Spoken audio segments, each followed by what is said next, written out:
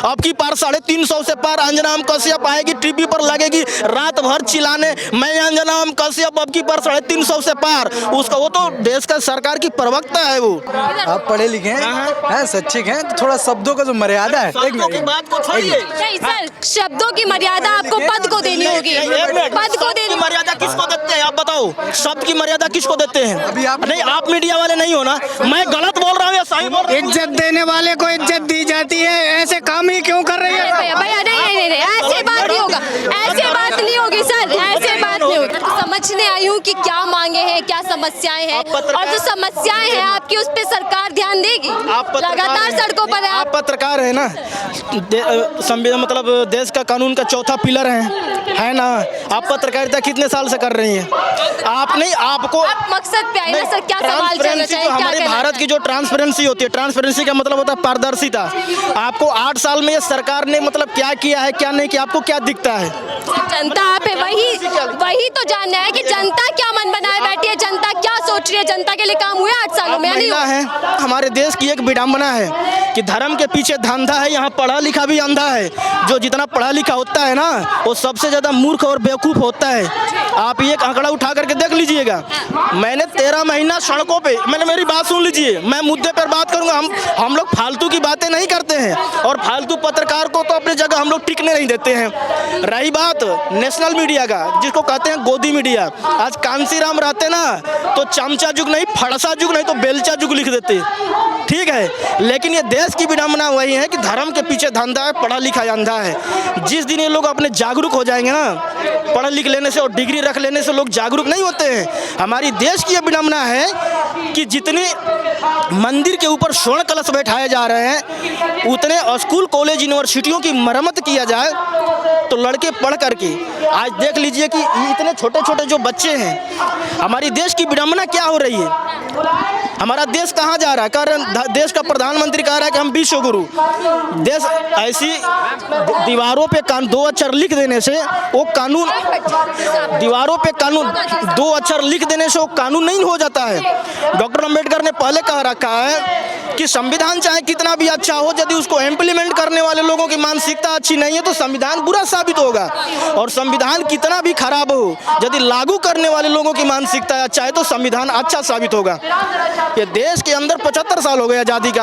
आप इस देश के अंदर आप इतने महसूस कर लीजिए कि आप कितने सुरक्षित हो, आम पब्लिक कितना सुरक्षित है ना जी। पार्लियामेंट के अंदर स्मृति ईरानी को देख लीजिए, कांग्रेस की सरकार थी तो सिलेंडर लेकर के नाचती थी, एक तरफ से कहता उसको खुले, और उसकी बेटी देख लीजिए कि मैं खुले करता हूँ। मैं ऐसे कुत्ता बिल्ली जो शेर होता है उस सियारों से, कुत्ता बिल्ली से डरता नहीं है। ये वह इनकी छवि कुछ नहीं है, आपसे ज्यादा बड़ी हैसियत नहीं है। कि जो दावे महिला सुरक्षा को लेकर, रोजगार को लेकर, महंगाई को लेकर, पढ़ाओ कानून किसने लाया? बेटी बचाओ बेटी पढ़ाओ ने ऐलान किया था। आप देखिए तो एक डंपर भी जा रहा है ना, एक मिनट, एक डंपर भी जाएगा ना तो उसके पीछे देखिए लिखा रहेगा बेटी बचाओ बेटी पढ़ाओ।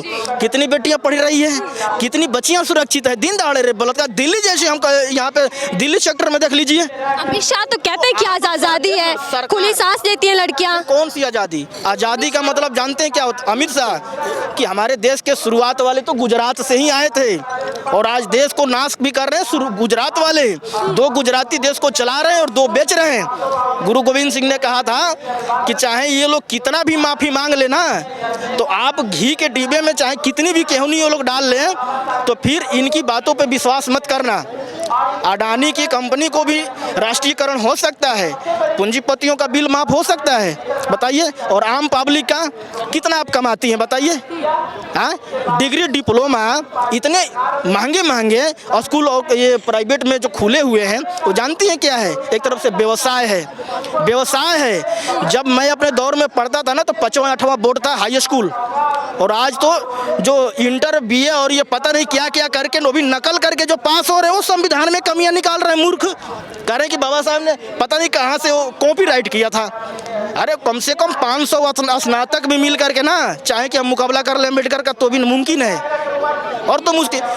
चर्चिल ने कहा था, आवाज इस बीच निकल कर आती है कि हिंदू राष्ट्र बनाना है, और आप लोग कहते हैं कि संविधान खतरे में है। क्या तालमेल? संविधान खतरे में नहीं है, आप खतरे में हैं। सुन लीजिए, संविधान खतरे में नहीं है। कहीं आप यहाँ तो हो तो भीड़ में हो, कहीं यहाँ से आप दूर गए तो कहीं सुरक्षित ना मिले। मतलब देश के अंदर ऐसा माहौल बनाया जा रहा है। ऐसा माहौल है ही, आप दिख नहीं रही है। मैं तो पहले ही बोला कि सरकारी क्या काम कर रही है? पत्रकारिता आजादी को का धर्म छीनना होता है चाह रही है। सच्चा खबर दिखाना। किसान का धर्म जैसे होता है सच्चा फसल उगाना, उसी तरह पत्रकार का होता है। अंजना ओम कश्यप और रूबिका लियाकत को देख रहे हैं। ये हाँ, जितने पैसे कमाती है ना, इतना ये सबका बैंक बैलेंस चेक होने लग जाएंगी। एक तरफ मोदी जी कहते हैं मैं दिन भर गालियां सुनता हूँ जनता से, मोदी, विपक्ष से, वो कहता है लेकिन फिर भी मैं सेवादार हूँ, सेवा करता रहूंगा। वो ये नहीं कहता कि दिन भर में रात भर में है। वो कहता है, सुनिए, पीएम है, लोकप्रिय चेहरा है। रुपये का चाय मैंने पिया था, कहता मैं चाय बेचता था। आप बताइए कि जो गुजरात की मोती मॉल के जो रेस्टोरेंट है, गुस्सा जायज है, लेकिन पीएम है, शब्दों की मर्यादा रखे। गुस्सा जायज है, बिल्कुल युवा है और पढ़े लिखे हैं। शब्दों की मर्यादा क्या? आप बताओ कि खुला का विरोध आप खुला नहीं कर सकती हो तो फिर आपका जीना का बेकार ही हो, आप फिर जीने का कोई अर्थ ही नहीं बनता। बार क्या देख रहे हैं कि 2024 में गुस्सा फूटेगा आप लोगों का? क्योंकि अगर गुजरात की आपने बात की कि तो गुजराती देश पे राज कर रहे हैं। हमारा नहीं है गुस्सा, ये सब जनता का है। ये इतने छोटे छोटे जो बालक हैं, इनकी कितनी यूनिफॉर्म, कितने पढ़ने की फैसिलिटी दी गई है। चुनावों में दिखाई क्यों नहीं देता? सर्वे में देख रहे फिर गुजरात में आ रहे हैं। गुस्सा चुनाव में कैसे होगा महारानी जी? आप ये देख लीजिए कि जब चोरी और घोटाला करके यहाँ पे पता नहीं कैसे कैसे सरकार बना ले रहे हैं। अब की पार 350 से पार अंजना ओम कश्यप आएगी, टीवी पर लगेगी रात भर चिल्लाने, मैं अंजना ओम कश्यप अब की पार 350 से पार। उसका वो तो देश का सरकार की प्रवक्ता है, वो उसको तो गोल्ड मेडल, ये लोग देश के गोल्ड मेडल जीतने में भी नंबर 1 है। ये रह गई कि गुस्सा है, लोग बेरोजगारी महंगाई से परेशान है, शिक्षा को लेकर परेशान है, फिर चुनाव क्यों जीत जाती है बीजेपी लगातार? चाहे वो यूपी की बात कर लें, गुजरात की सर्वे में आ गया कि जीतने जा रहे हैं। वही चीजें बता रहा हूँ। आप एक बात बताइए कि जो देश ईवीएम बनाता है वो कहता है कि मैं ईवीएम में भरोसा नहीं रखता हूँ। रही बात कि हमारे देश में 100% में 60% लोगों को ये नहीं पता है कि हमें वोट कहाँ डालना है, हमें कचरा कहाँ डालना है। उसको ये कैसे पता रहेगा कि हमें वोट कहाँ डालना है? रही बात कि जब आधार कार्ड कांग्रेस ने प्रस्ताव लाई, बीजेपी ने विरोध किया, आपके जेब में क्या इलेक्शन कार्ड है? नहीं होगा। बोलिए ना कि नहीं है, शर्माइए मत, खुल करके बोलिए। मैंने 13 महीना राष्ट्रीय प्रवक्ता के मतलब एक प्रवक्ता के तौर पर राकेश टिकैत के साथ रहा हूँ, गुरनाम चढ़ूनी के साथ, सारी नेताओं के साथ रहा हूँ। मैंने फील्ड में काम किया है, मैं ये चीज़ जानता हूँ। आप लोगों ने कहा था कि वोट की चोट देंगे हम, यूपी फिर भी जीत गई बीजेपी। मैंने ये आंकड़ा पहले ही बता दिया था कि ये जब कानून रिफिल किया था ना, तो कानून रिफिल करने के इसकी मानसिकता ये थी कि मतलब ये सरकार ने कानून ले लिया और चाहे चोरी और घोटाला करके सरकार बना ले। वो बात एकदम 101% सही साबित। कितना मकसद था? आप एक बात बताइए, इस बार क्या लग रहा है कि 2024 का चुनाव नजदीक है, बीजेपी लगातार दावे कर रहे हैं कि हम फिर सत्ता में आ रहे हैं, फिर सरकार बनाने जा रहे हैं। लग रहा है कि एक तरफ जनता, एक तरफ सरकार। इनका क्या है? इनके पास तो कुछ है नहीं। इनकी संख्या है जैसे 10% आरक्षण दिया। हाँ, हमारे देश के अंदर ओबीसी की जनसंख्या कितनी है? 55%, पहले 52%, अब 55%। जब भाई 3.5% लोगों को 10%, मैं फ्लो करता हूँ विकास दिव्या कीर्ति जो IAS कोचिंग कराता है, वो अगला खुद कहता है कि जब 3.5% लोगों को 10% तुम आरक्षण दे दिए, अब 52% लोगों को 52% आरक्षण दो, या तो जो 90% तबका है उसको 90% आरक्षण दो। सीधी सी जाहिर सी बात है, जब 10% लोगों को 10% दे दिए तो 90% लोगों को 49.5% आरक्षण क्यों भाई? कानून ये नहीं कहता है। कानून को फॉलो करने वाले लोग कैसे हैं? ये हाफ चड्डी वाले हैं। सीधी सी आप जान लीजिए मोटी भाषा में। हम लोग भैंस को कैसे हम लोग क्या करते हैं, नाचते हैं। हम लोगों ने किसान आंदोलन में इन बैल को भी नाच दिया था। ये बैल है, बैल भांड है। मैं IAS का स्टूडेंट हूँ, मैं तैयारी करता हूँ, इस चीज़ से मैं गुजर रहा हूँ। मैं जानता हूँ कि देश के अंदर सरकारी स्कूल कॉलेज देख लीजिए आज उसकी हालात क्या है। आप जाइएगा ना तो देखिए लैट्रिन बाथरूम से उसमें कुत्ता सियार जा रहा है, उसकी छत देख लीजिए। और प्राइवेट स्कूल कॉलेज देख लीजिए, उसकी हालात क्या, लग रहा है कि उस पर संगमरमर चिपकाया हुआ है। और पैसा आप जाइएगा एडमिशन कराने के लिए 1 लाख दो, तो आप कहाँ से पढ़ पाइएगा?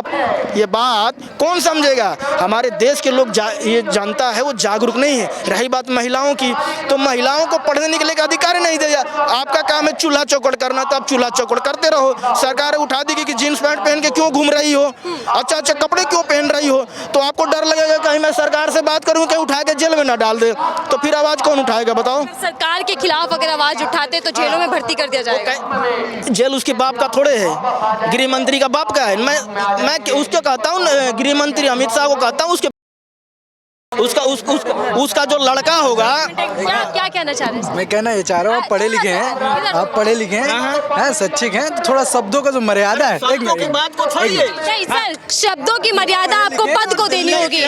पद को देनी मर्यादा किसको देते हैं आप बताओ? शब्द की मर्यादा किसको देते हैं? अभी आप नहीं, आप मीडिया वाले नहीं हो ना। मैं गलत बोल रहा हूँ या सही बोल रहा हूँ? इज्जत देने वाले को इज्जत दी जाती है,